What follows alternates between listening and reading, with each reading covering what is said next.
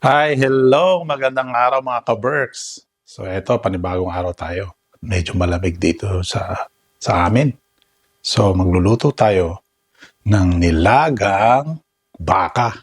At masarap daw kasi may kinain na kaming restaurant. So masarap yung kanilang bone marrow. So try natin yon mga ka-Berks. So stay tuned! At syempre mga ka-Berks, hindi kukumpleto ang ating nilaga kung wala tayong gulay. Siyempre, check natin. Ito tayo. Meron tayong peche bagyo. Meron din beans. Bagyo beans. At meron yata tayong patatas dito. Tingnan natin mga ka-Berks.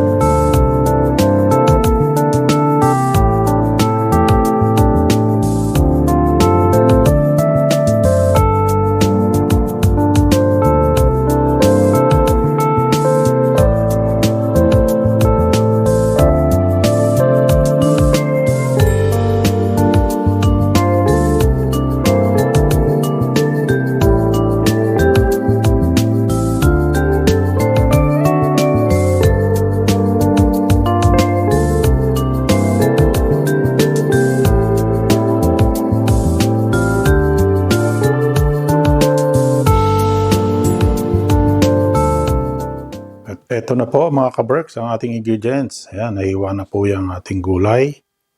May patatas. May pamintang buo. Sibuyas. Beef cubes.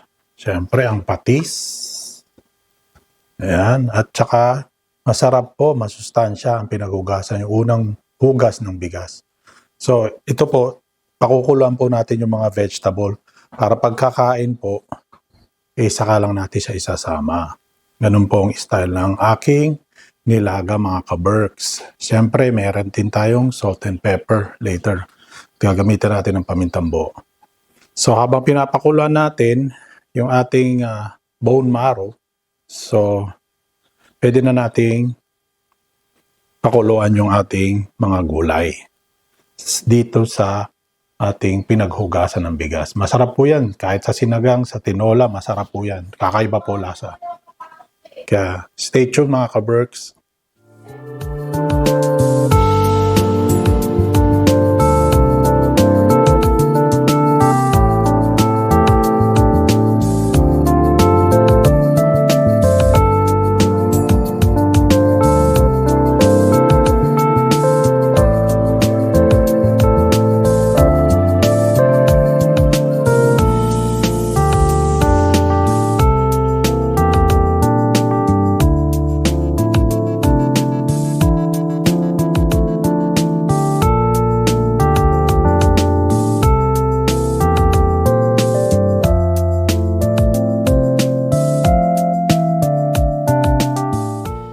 Mga ka-Berks, pagkatapos nating parang i-steam ang ating gulay, so at natapos na rin natin yung bone marrow, so pakukuluan natin uli siya ng mga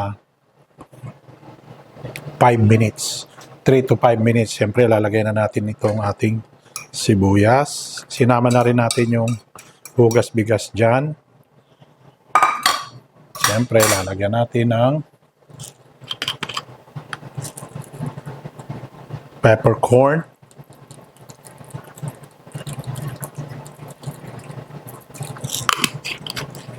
Siyempre, budburan natin ng konting paminta.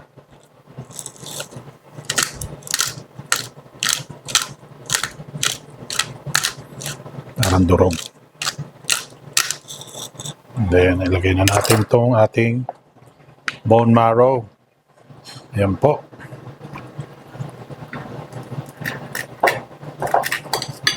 Para pagkakain tayo, ihahalo na lang natin yung ating. Malambot na po siya. 15 to 20 minutes po.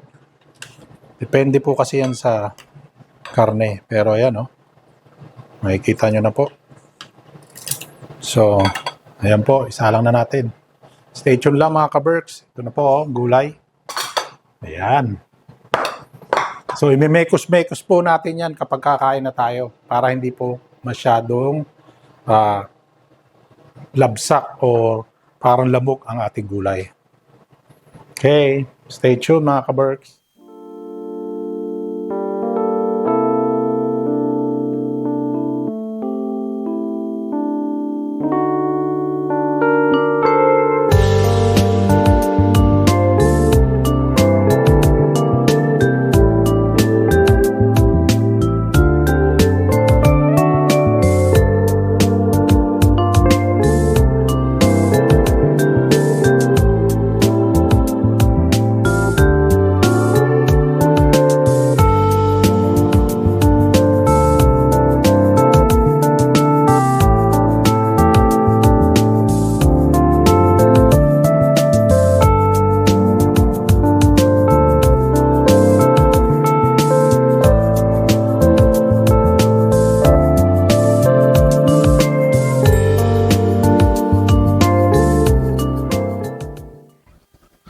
At syempre mga ka-Berks, hindi matatapos ang ating vlog for today, ang cooking natin kung hindi natin titikman. At syempre, may quotes tayo. So unahin muna natin yung quotes. Ang quotes for today is, ang pag-abot sa iyong mga pangarap, ang pinakamalaking abentura ng buhay.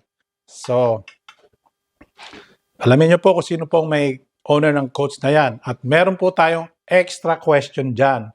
Ano po ang ibig sabihin ng abentura? Napakalalim na Tagalog. Kaya hindi ko po kayo mabibigyan ng mga opinion dyan, sariling opinion. Kaya tikman na natin tong ating bone marrow. Ayan, oh. Siyempre, laging unang subo, puro sa inyo. Ayan, nakita ko, humiwalay na po yung yung pinakalaman.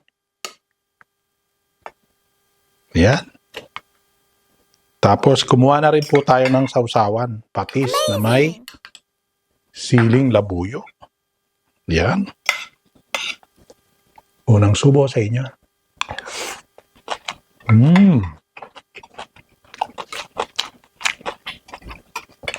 Sarap po, sabaw kasi mainit. Malamig ang panahon eh. Kaya, ayan po.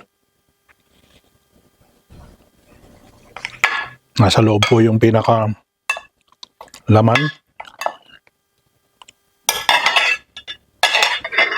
Kuhain po natin. Yan, oh. Napasarap ang kain. Pangalawang subo naman sa akin.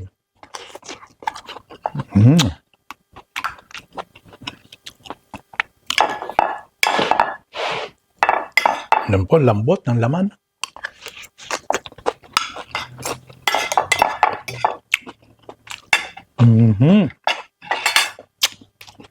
Kaya, like, share, and subscribe po. Caridad FT. Mga ipon salamat. Hanggang sa susunod na vlog.